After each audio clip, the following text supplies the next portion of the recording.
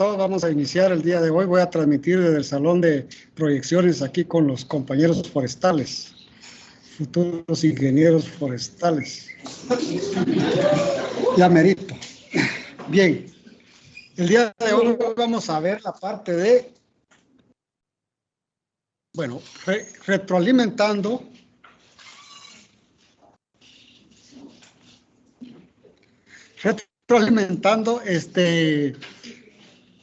vimos que es eficiencia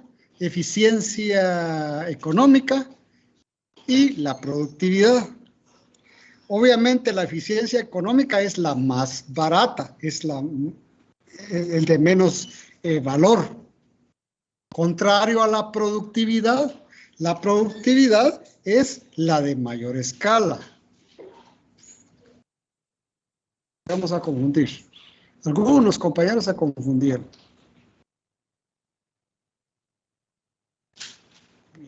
Y les dije en la última clase que me trajeran sus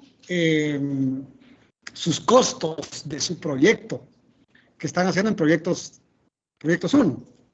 Proyectos 1 ya tienen definido un proyecto y a ver, alguien de acá del salón, ¿en qué parte van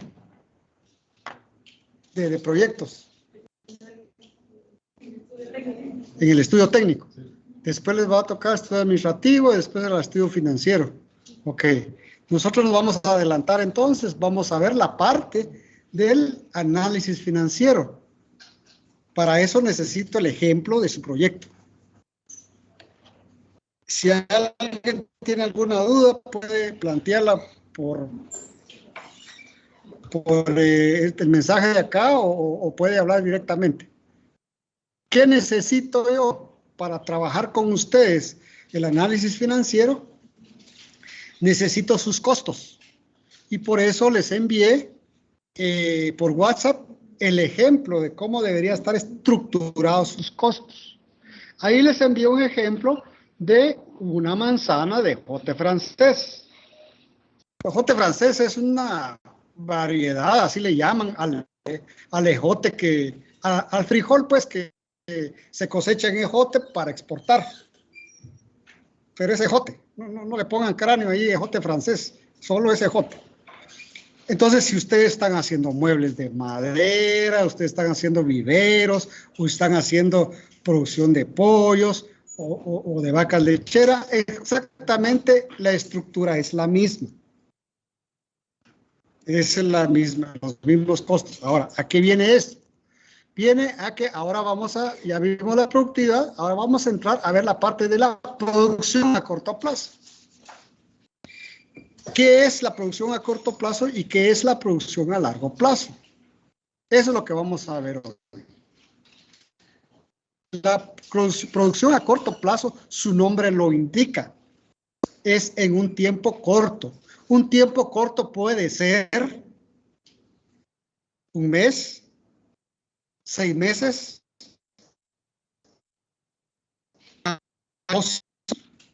hasta 3, me atrevería yo. Pero normalmente es menos de 3. En sistemas agrícolas, hay proyectos de corto plazo. Pero aquí los vamos a clasificar en base a ciclos. Aquí le vamos a corto plazo, el español, yo le llamo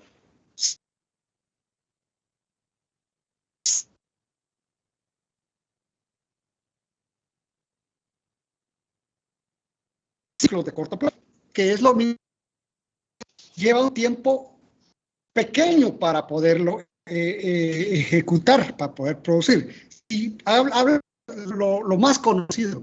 ¿Cuánto tiempo me lleva a mí producir maíz? Todos sabemos qué es el maíz. Ahora deberíamos de saber, después de 2 años estar en la ENCA, de saber el ciclo del maíz. Le perdono a los forestales, más no a los agrónomos.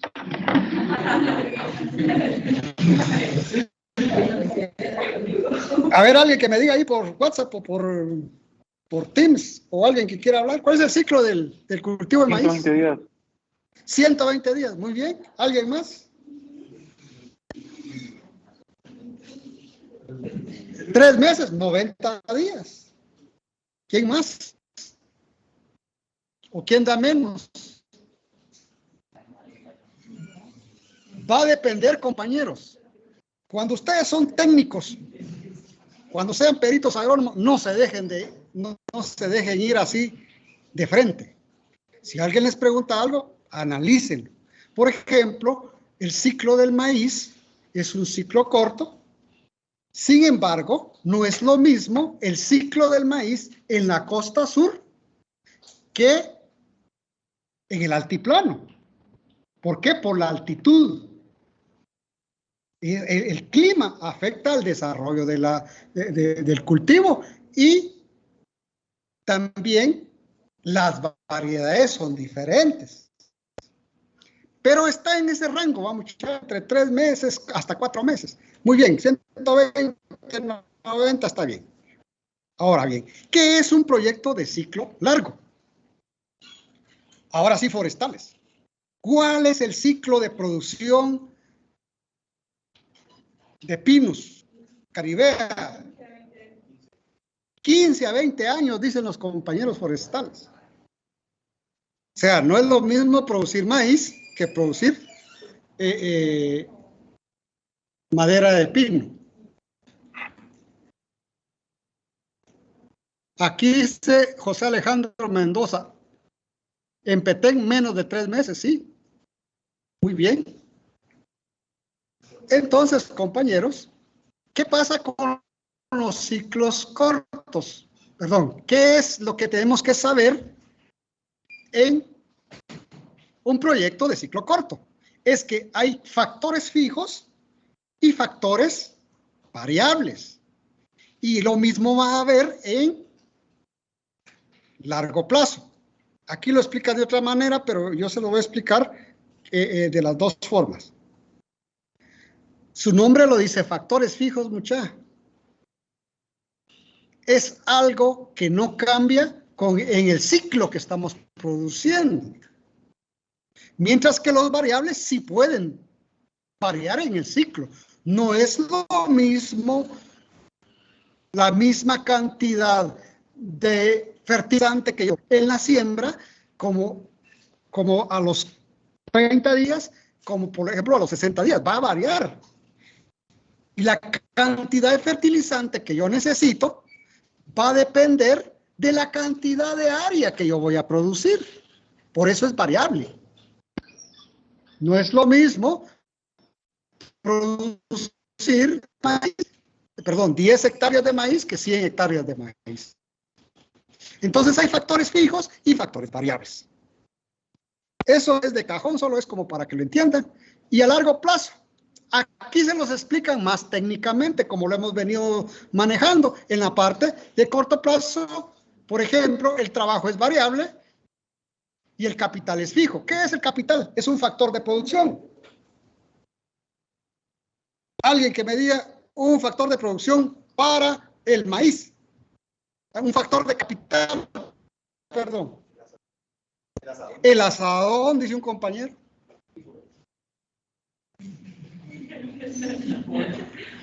Muy bien. Entonces, si a largo plazo igual tenemos trabajo y tenemos capital. ¿Sí, compañero? Diga que le escucho. Ya se fue el compañero. Bien. Entonces, acá, todos los factores son variables. ¿Cómo así? Lo que sucede es que a largo plazo, los factores que son variables siguen siendo variables por la cantidad que va a usted a producir o por el tiempo o por la época que está produciendo. Y el capital también es variable. ¿Cómo así? Porque cuando usted tiene una siembra de hule, por ejemplo, ¿cuántos años lleva el hule? ¿Cuánto? 36 años, pongámosle 30. Empieza a producir a los cuantos, no sé, 5 o 6 años. 6. No es lo mismo el capital. ¿Por qué es variable el capital? Porque no es lo mismo el capital que voy a usar de 0 a 6 años como de 6 años a 15 años, ni de 15 años a 30 años. Me va a variar el capital. O sea, ese factor me varía. Por eso dice ahí que son factores, que los factores son variables. O sea, el trabajo y el capital son variables a largo plazo. Pero no necesariamente. Porque si yo estoy haciendo un análisis de un proyecto de largo plazo que sean 5 años, normalmente sí tiene costos variables y costos fijos. Y el capital no varía mucho. Va a depender del largo de vida del proyecto. Bueno, entonces lo que quiero que ustedes tengan claro, muchachos, es que hay producción a largo plazo y producción a corto plazo. Basados en eso, dividimos entonces y producción a corto plazo. Entonces van a haber costos de corto plazo y costos de largo plazo. Por ejemplo, una producción de maíz de corto plazo, yo lo puedo volver de largo plazo, porque puedo venir y hacer un proyecto de siembra de maíz durante 5 años. ¿Cuántos ciclos voy a usar yo en el año? Va a depender de mi tecnología. Si yo tengo agua, invierto en pozos y un sistema de riego, voy a sacarle, ¿qué? 3 cosechas al año durante 5 años. Entonces ya vuelvo al proyecto de largo plazo. Pero si solo lo voy a hacer una producción de 1 año, por ejemplo, allá por mi pueblo, que solo cuando llueve, entonces es un proyecto de corto plazo. ¿Estamos? Ahora veamos lo que dice acá arribita, que es la parte de la función de la producción. Aquí hay un concepto bien interesante. La función de la producción no es más que se va a producir más en función de los factores variables, más no en los factores no variables o los factores fijos. Por ejemplo, el factor fijo es, hablando del maíz, que es lo que mejor me entienden, el factor fijo ahí sería la tierra. Pero, ¿qué pasa si yo pongo 2 trabajadores cultivando? Ah, me van a cultivar una manzana. O lo van a cultivar, van a cultivar esa manzana produciendo X cantidad de quintales de maíz. Pero si yo pongo 3 trabajadores en esa misma manzana, me van a producir quizás más maíz. Y si pongo 5 trabajadores, ahora, ¿qué pasa si yo vengo y pongo 30 trabajadores en esa misma manzana? La producción baja. ¿Por qué? Porque el factor tierra no crece, se mantiene estático. Por lo tanto, ahí esto es lo que llaman la función de la producción. La función de la producción no es más que definir cuántos trabajadores necesito yo para producir una manzana de maíz. No quiere decir que entre más gente tenga, más maíz voy a producir. No, porque hay algo fijo, que es la tierra. Entonces, aquí esta curva lo que les está explicando es que entre más trabajadores haya, va a haber mayor producción. Pero llega un punto de que en vez de que produzcan más, se viene para abajo. Disminuye. ¿Por qué? Porque me está saliendo más caro poner trabajadores que producir.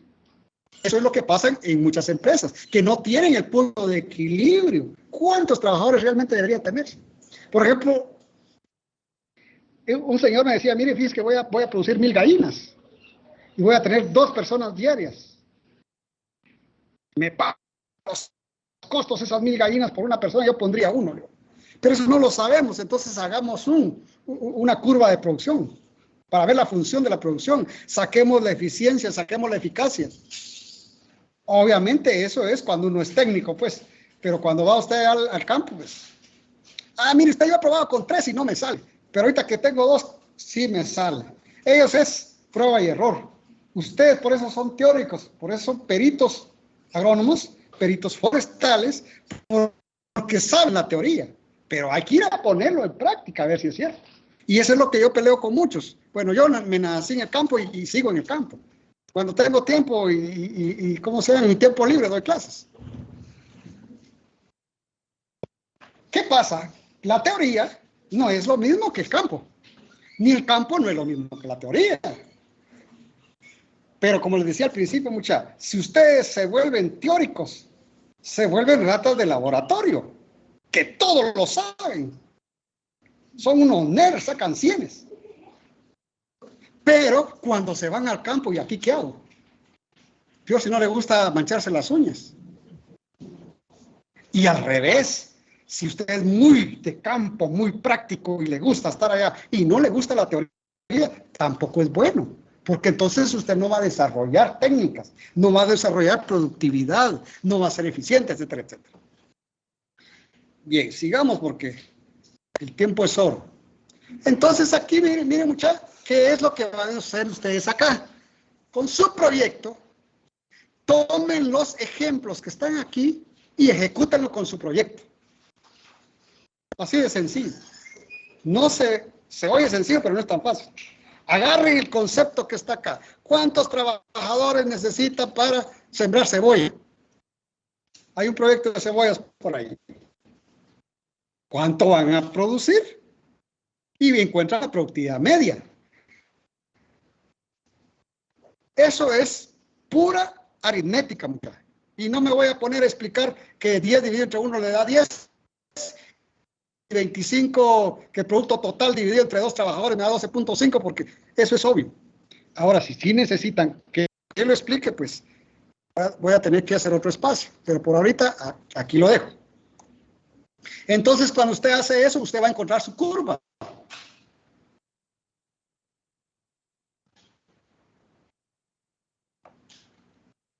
Muy bien. Digamos. Aquí dice un ejemplo de la media de la pulsera. A mí no me interesan las pulseras, muchachos, porque no vamos a dedicar a eso, a bisutería. Tal vez los forestales van a hacer bisutería, pero con madera, pues. ¿Sí? Y que, por cierto, es un buen negocio. Si ustedes lo logran desarrollar, es un buen negocio. ¿Quién no quisiera tener un chunchito de esos para su...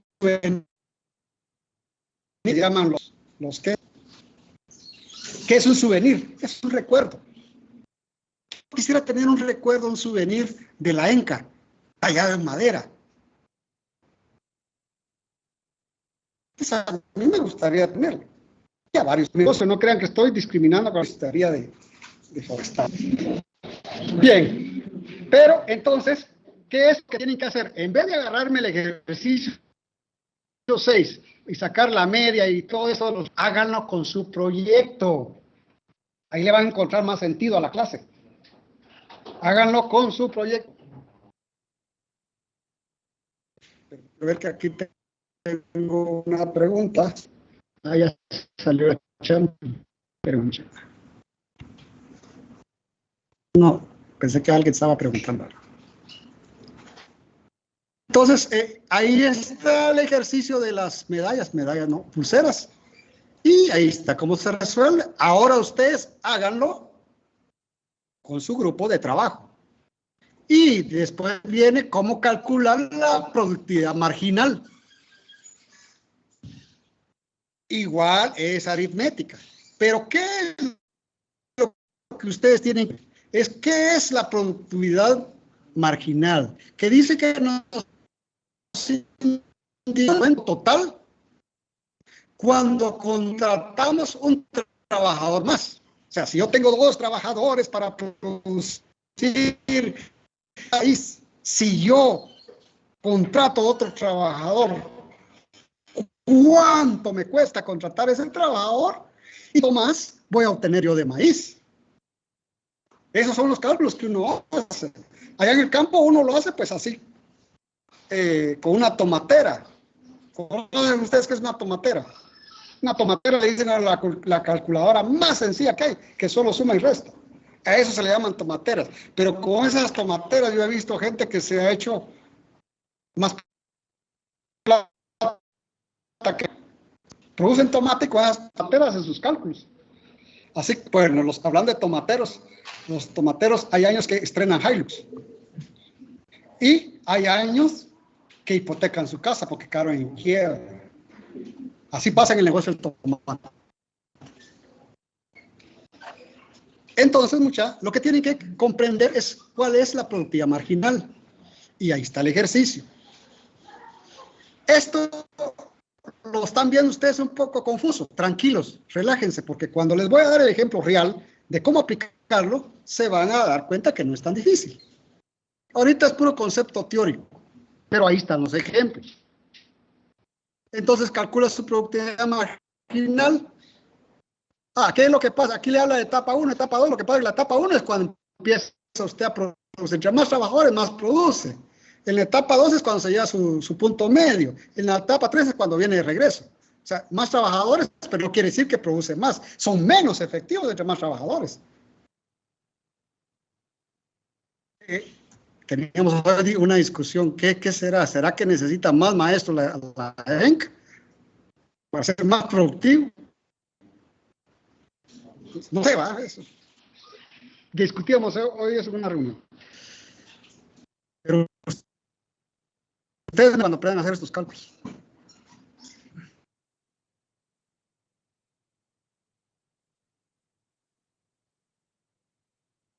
Lo de memoria.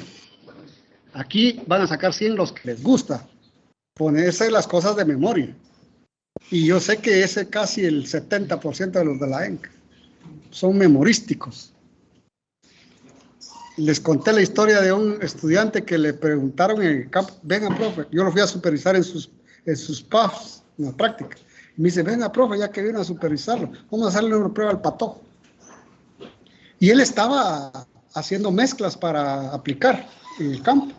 Y le dice, ¿qué es el pH, patojo? Y mira, muchachos, al pie de la letra, como el pH es igual potencial de hidrógeno. Híjole, se hacía un queso el patojo. Buenísimo para contestar. Ahora decime cómo lo aplicas en el suelo, en lo que estás haciendo. Choqueó, porque se había aprendido de memoria que era el pH. O sea, para aprenderse de memoria las cosas no es tan bueno que se diga. Pero bueno, como es una ley, sí la tienen que aprender. Pero a mí lo que más me interesa es que lo aprendan a aplicar. Dice que la ley de los rendimientos decrecientes afirma que se aumenta la cantidad de uno de los factores, digamos, ¿cuál estamos analizando? El factor trabajo. Trabajadores. Pero el resto se mantiene constante, o sea, el capital, que ya lo expliqué, que la tierra, por ejemplo, no cambia, pero sí cambian los trabajadores. Llegará un momento en que la producción total aumentará de forma cada vez más lenta hasta dejar de crecer, pudiendo incluso disminuir. Para entender esto, muchachos, me regreso acá. ¿Y está? Mire. Entre más aumentan los trabajadores, aumenta la producción de bizcochos, dice. Pero mire, entre más se aumenta los trabajadores, más lento se incrementa la producción. Pero llega un momento en que se estabiliza. Y si usted sigue incrementando ese factor, lo que va a pasar es que va a disminuir. Eso es lo que está diciendo esa ley. Así de sencillo. Por favor, despiértense.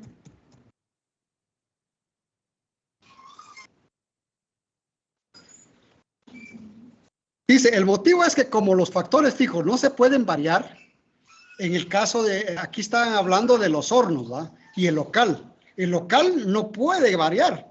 Sí puede variar si usted pone otro local. Pero en este caso local sigue sus 3 por 4 metros cuadrados, perdón, 3 por 4, 12 metros cuadrados y su horno. Esa capacidad instalada es lo que no aumenta, aunque usted aumente el factor trabajador. Eso es lo que está explicando ahí. Que usted aumenta la cantidad de factor de trabajador, pero no le aumenta. Le llega a aumentar la producción de panes, pero llega un momento en que se estabiliza y otro momento en que baja. ¿Por qué baja? Entre más gente tengamos, mucha, menos hacen. Comprobadísimo. Proyectos empresariales están ejecutando allá, se ponen a limpiar entre todos y ahí van avanzando. Son 13 del grupo. Miren, muchachos, no me logran sacar ni siquiera media manzana de limpia de maíz. Hasta que un día me enojé y les dije, ¿saben qué, muchachos? Se me ponen en orden de todo aquí y les delegué, vos me haces este surco, vos me haces este surco, y les puse tarea a cada uno. Mire, a las 2 horas teníamos terminado. ¿Qué pasa? La mayoría de gente, la mayoría de personas aplicamos la ley física, que todo cuerpo busca el reposo. Si ustedes están bien cómodos ahí, ¿qué pasa? Les da sueño. Porque la ley física dice que todo cuerpo busca el reposo. Tiren cualquier cosa ahorita y busca el reposo. Entonces el ser humano va a buscar no hacer nada. ¿Quién de ustedes me apoya si no nos dormimos 10 minutos? Todos. Peor con este calor que está haciendo aquí. Por eso es que entre mayor cantidad sea la gente, en vez de subir la producción, baja. Porque son ineficientes, son ineficaces. Y no es porque quieran, sino así somos todos, muchachos. A mí, por mucho que me gusta trabajar, cuando hay oportunidad de dormir, me duermo, pues. Bueno, sigamos.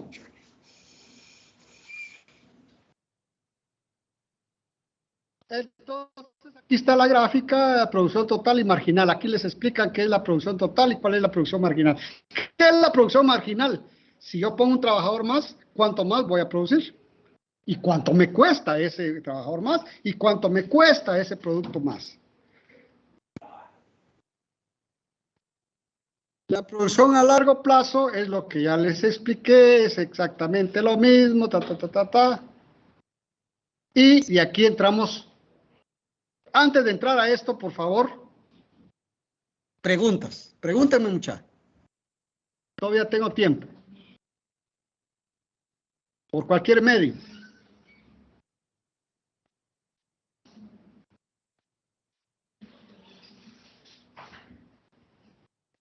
Cuando nadie me pregunta, yo asumo que todos entendieron o nadie entendió. Pues cualquiera de las dos cosas, como nadie pregunta, yo continúo. ¿Tiene una pregunta? ¿Sí? Usted está hablando de que entre más trabajadores, entre más acumulan. Pero si el trabajo es tipo trato, entre la cantidad que ellos hagan, así como van, no entraría eso. El compañero dice aquí que si a la gente lo ponemos por trato, eso se llama productividad, eso se llama eficiencia. Es muy diferente a lo que es la curva de producción, porque la eficiencia y la productividad vos lo podemos medir ahí por persona, depende de la cantidad de lo que hizo, ¿sí? Sin embargo, lo que te quiero explicar aquí en la curva de producción o en la ley que acabamos de analizar es que entre más gente tengas, pero no cambias la cantidad de área, disminuye tu producción. O sea, si tenés trabajando a 3 personas, pones a 5, sube la producción, pero pones 10, probablemente se estabilice, pero pones 20. Es un relajo y medio, cada quien anda haciendo lo que le da la gana y medio hace, y lo que se te cae es tu productividad. No sé si me... Ok. Muy bien, entonces entrando de lleno, vamos a entrar, ya vimos proyectos de corto plazo y de largo plazo. Como hay proyectos de largo plazo, también hay costos de largo plazo y costos de corto plazo y largo plazo. Bueno, pero lo importante, que lo que quiero que aprendan el día de hoy, muchachos, es esto. Los costos se dividen en dos partes. Costos fijos y costos variables.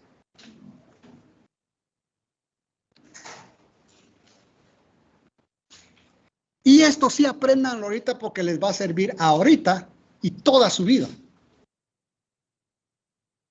El que no sabe hacer esto en su vida privada no sabe ni cómo se llama. A mí un día les voy a contar, alguien me preguntó, vos Teletor, ¿y cuánto tiempo pensás trabajar en la ENCA? Y mi respuesta fue, hasta que me sea rentable. No le dije 2 años, 5 años, 10 años, ¿no? Hasta que me sea rentable, aquí voy a estar. Cuando me deje de ser rentable, no voy a estar. Iré y buscaré otro lado donde me sea rentable. ¿Por qué? Porque yo sé cuáles son mis costos fijos para venir a trabajar. Yo sé cuáles son mis costos variables. Entonces, igual ustedes en la vida privada tienen que saber, ya saben costo-beneficio, ahora aprendan costo fijo y costo variable. ¿Cuánto le cuesta tener una novia en su pueblo? ¿Y cuánto le cuesta tener una novia en la ENCA? Me sale más barato tener una en la ENCA. Sí, porque no tengo que pagar transporte para ir a verla. Pero de repente la de acá es más exigente y ya pide regalitos más caros. Pero eso es lo que ustedes tienen que aprender, a hacer costos.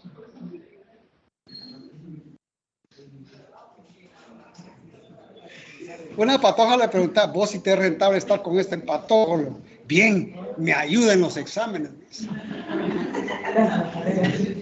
Me hace las tareas. Costo-beneficio, muchachos. Costo de oportunidad. Bien, entonces, muchachos, los costos se dividen en costos fijos y costos variables. El que me conteste en el examen que los costos fijos son los que no cambian, ya perdió.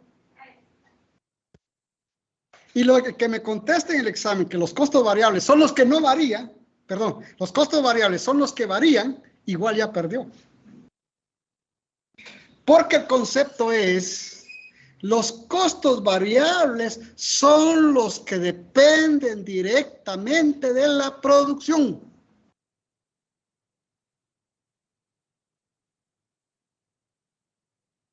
Ahí está, en otras palabras, ahí dice, provienen del uso de factor de variables, o sea, trabajadores. Es que ahí agarraron como de cajón la palabra trabajadores como una variable, pero hay un montón de variables, como vamos a ver más adelante. Pero aquí lo dice sencillo, aumenta o disminuye con la producción. Aquí viene la pregunta del siglo. Yo tengo un trabajador que lo ocupo para cosechar el maíz. Y tengo un trabajador que lo ocupo para el guardián de la entrada de la finca. ¿Quién es costo fijo y quién es costo variable? Al guardián es un costo fijo porque a ese señor yo le pago semanalmente, haya producción de maíz o no haya. Ese señor para mí es un costo fijo. Y en todos los negocios, muchachos, lo que nos cuesta es mantener a los costos fijos. Y el trabajador que se encarga de la cosecha, ese es costo variable. ¿Por qué? Porque va a depender de la cantidad de producción que yo tenga. Puedo tener un trabajador cosechero o tener 30. Va a depender cuánta siembra tengo yo en la finca. O sea, depende directamente de la producción. Vayamos con los forestales antes que se me duerma. Deme un ejemplo de un trabajador variable en forestales. ¿Cómo? ¿El recolector de semillas? Ah, el recolector de semillas, sí, porque va a depender de cuántos árboles habrá que cosecharle semillas. Correcto. Ahora, alguien que me dé un fijo, aunque que no sea trabajador. ¿El riego? ¿Cómo? El riego, no, porque va a depender cuánta cantidad de área tenga para... El ingeniero. Es relativo. ¿Podría ser el vendedor de semillas? puede recaudar semillas para todo el tiempo. El vendedor de semillas le puedes pagar por ventas y empieza a ser variable. No, la maquinaria, la maquinaria que ustedes usan, esos son costos fijos, que en algún momento, hablando de proyectos de corto plazo, por ejemplo, vas a una chipeadora que compraron aquí en la ENCA, es un costo fijo, porque ahí está, y de vez en cuando viene un arbolito que medio hay que picarlo, ¿va?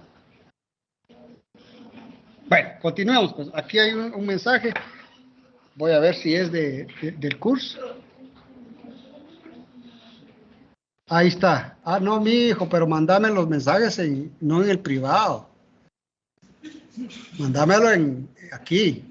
No sé quién es ese número, pero ya les dije, muchachos, que no atiendo mensajes privados.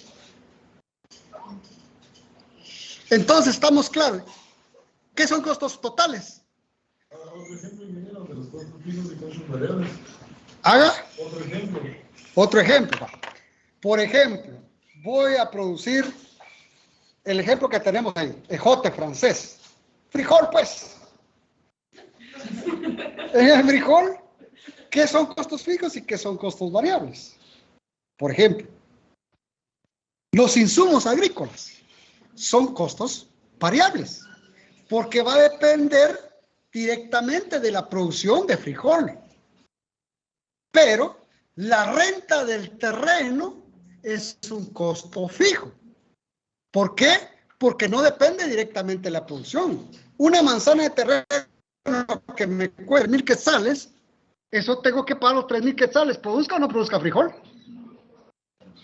Si vos produjiste lo que me pasó a mí, sembré 3 quintales de frijol y sembré 1 quintal de frijol y coseché 3. Te puedes imaginar, yo tengo que pagar la renta del terreno, pero no me salió ni para la semilla. Entonces se vuelve un costo fijo, la renta de terreno. ¿Sí? Ahí estamos. El compañero tenía duda, o quería otro ejemplo, y ahí se lo puse. Entonces, compañeros, bueno, ese ejemplo, muchachos, no es muy bueno de la producción de frijol, pero ese cuando era yo estudiante. Ahorita ya no tan fácil. Bien, veamos pues. ¿Qué son costos totales? Son los costos fijos más los costos variables. Fórmula mágica.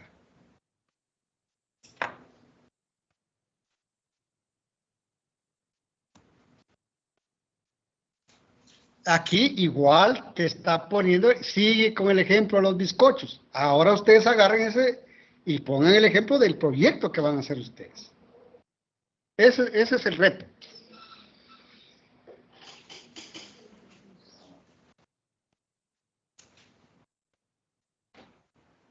Aquí después ya le habla de costos medios y costos marginal.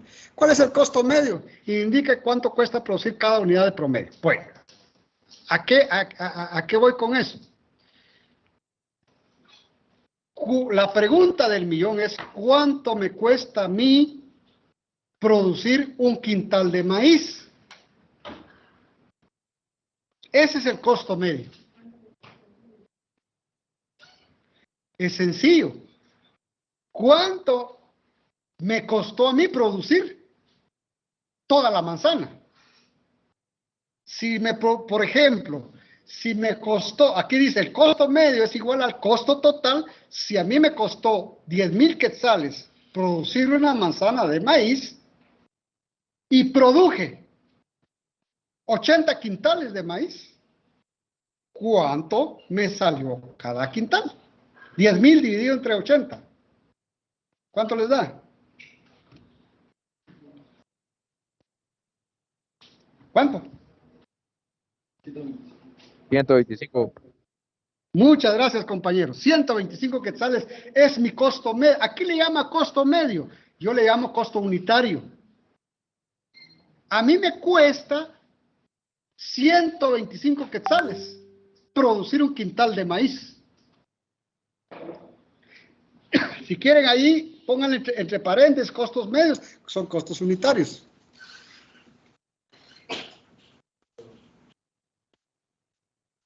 ¿Estamos? 120. Ahora, si yo ya sé cuánto me cuesta un quintal de maíz, ya sé a cómo lo voy a poder vender. Si en el mercado está a 120 el quintal, ¿será que vale la pena producir maíz? No, yo no soy bueno para producir maíz, porque me está saliendo a 125 y en el mercado está a 120, pierdo 5 pesos. Es ahí donde uno toma la decisión, por eso hace uno sus números primero en el escritorio, para ir después a trabajar al campo. No, por eso ustedes están estudiando en la ENCA, porque ustedes tienen que tomar decisiones basadas en sus números, en sus cálculos, y no como lo hace, o les voy a poner un ejemplo más real, y no como lo hacía mi papá. Mi papá se ponía a sembrar, cosechaba su maíz, y de ahí lo salía a vender a la plaza del pueblo, y lo que le dieran. Y después venía a hacer cuentas. Esta vez no me salió. ¿Ya para qué? Dijo el chino. Ya me oliné, dijo. No querían parar la camioneta. ¿Entienden ese punto? Por eso es que yo debo de saber mi costo unitario, o sea, mi costo medio.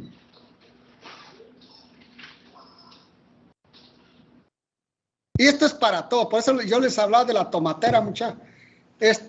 Todos, bueno, ustedes ya no tienen tomatera, ustedes tienen un teléfono que se llama un teléfono inteligente. Por si no sabían, el teléfono se llama teléfono inteligente, smartphone. Ustedes que son bilingües, pues. Y ese teléfono ahí, cualquier cosa que no sepan, ahí lo encuentran. Y de ahí venimos del costo marginal. ¿Cuánto me cuesta producir el quintal número 80? Porque ahí va a venir y no, yo quiero producir 185. ¿Cuánto me cuesta producir 5 más? Ahí ando viene costo marginal. Pero yo quiero que entiendan el costo unitario o el costo medio, porque a eso me voy a dedicar. Con que sepan eso, muchachos, estoy satisfecho. Porque costo marginal, les voy a decir, eso se hace cuando uno ya es experto.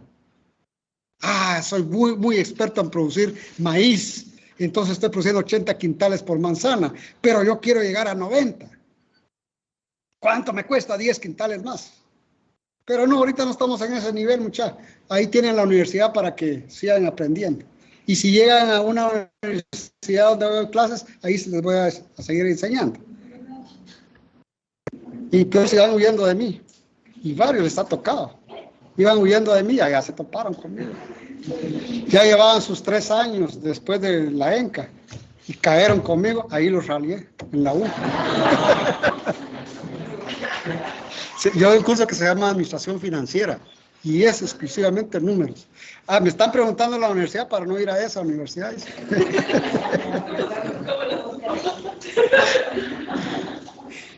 Bueno, entonces, muchachos, después tenemos un cuadro que nuestro producto total, nuestros costos fijos, nuestros costos variables, nuestros costos totales, sacamos nuestro costo marginal y nuestro costo medio. Este ejemplo, tómenlo para hacer sus costos de su proyecto.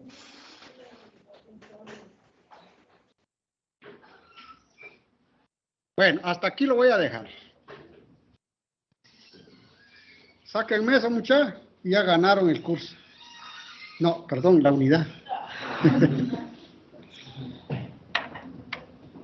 Muy bien, ahora entonces sí, vayamos a ver lo que les dejé, porque me quedan 10 minutos. Vamos a ver qué les dejé, muchachos.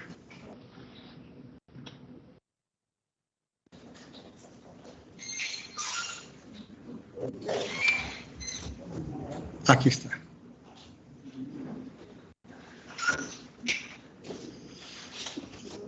Voy a traer aquí.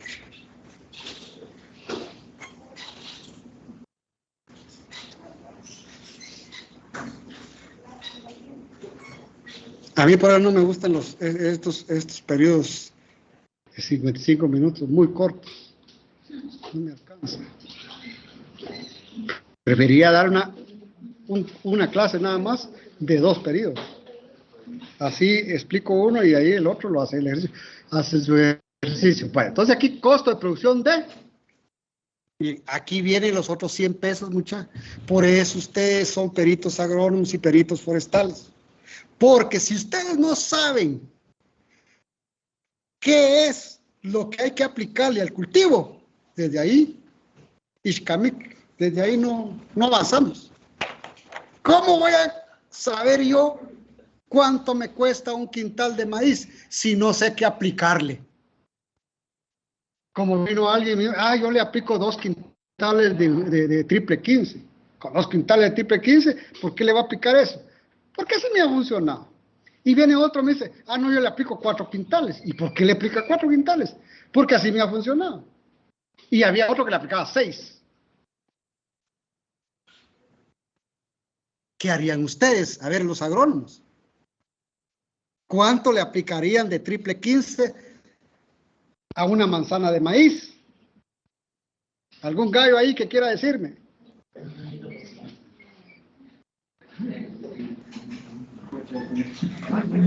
No han pasado el curso de suelos, muchachos. Va a depender del requerimiento nutricional del cultivo y la disponibilidad de los elementos que tenga el suelo. Basado en eso tomo mi decisión cuánto aplicar y cuánto no. Pero si yo no soy de la ENCA, no soy perito agrónomo, yo le aplico 3 quintales por manzana y ya, punto, asunto arreglado. ¿Me sale caro, me sale barato? No lo sé, eso cuando termine la cosecha lo voy a ver. Pero por eso ustedes están estudiando acá. Muy bien, entonces ese ejemplo es para que ustedes tienen que saber qué es un aprovisionamiento. Es lo que necesito para producir. Y ustedes tienen que expresarlo en unidades, que si son cuerdas, que si son manzanas, que si son hectáreas, pita, en metros, en varas, en rollo, ¿en qué? Y la cantidad que van a usar. Y esa cantidad, ¿qué cuánto? Y así ustedes tienen su valor total de ese producto. Me voy a poner en el ejemplo acá. Aquí ya está. Por ejemplo, aquí dice que la preparación de suelos y por cuerda le cobran 6 cuerdas, dice a 150, total 900 quetzales paga por preparación de suelos. ¿Qué hace? Rastreo, arado, pulido, no sé. Entonces, todo esto yo los clasifico como costos variables. Y ahí saco mis costos fijos. Renta de instalaciones, dice aquí. Aquí no debería ser instalación, mal. Instalaciones es cuando es renta de terreno. 600 quetzales, dice. ¿Dónde costará 600 quetzales que yo voy a ir a alquilar? Porque es muy barato.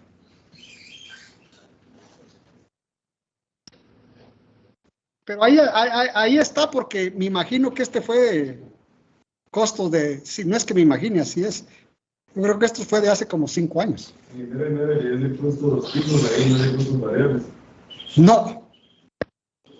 No, porque los costos variables vienen de la sumatoria de todo lo que está ahí arriba.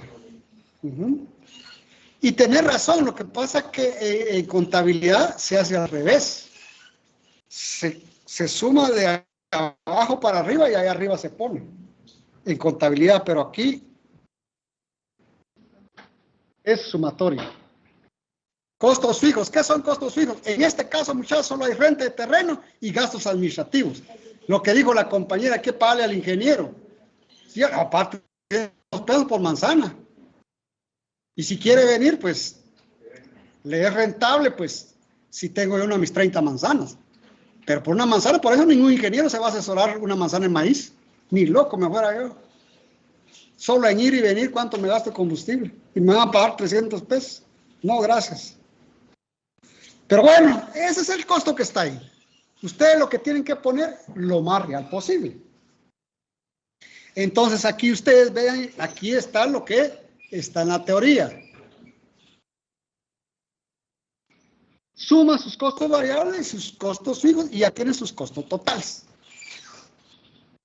¿Listos, compañeros? Como un relojito, siempre termino 2-3 minutos antes. Eso es lo que tienen que traer. Eso es lo que tienen que discutir. Vamos, sus costos. En la otra clase les voy a explicar el resto del resumen financiero. Sí. Así de detallado.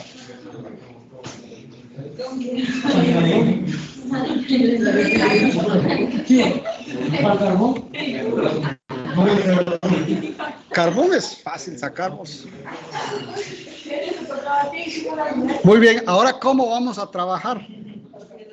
Por el momento no voy a hacer grupos. Por el momento, cada quien que traiga sus costos. Pueden traer el mismo costo, varios, porque son del mismo grupo. ¿Para cuándo lo tienen? Les voy a dar el fin de semana.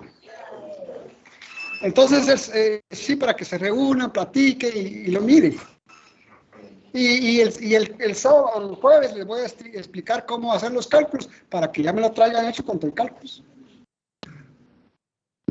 Bueno, ahora le dejo el minuto. Solo quiero corroborar algo, mucha.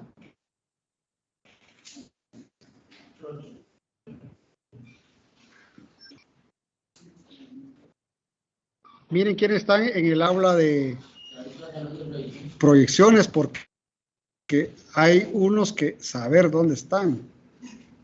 Están perdidos. Los quiero encontrar. Ah, por favor, los de, antes de que se me olviden, hay 3 compañeros que necesito reunirme con ellos.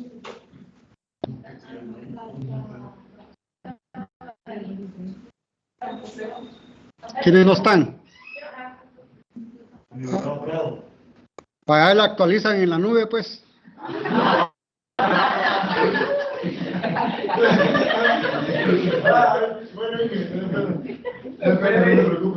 ¿Qué otra cosa? ¿Qué otra cosa yo iba a decirles? Ah, sí, los compañeros que yo necesito, perdón mucha, pero es por el cuestión de tiempo. Los que yo necesito reunirme con ellos 2 minutos son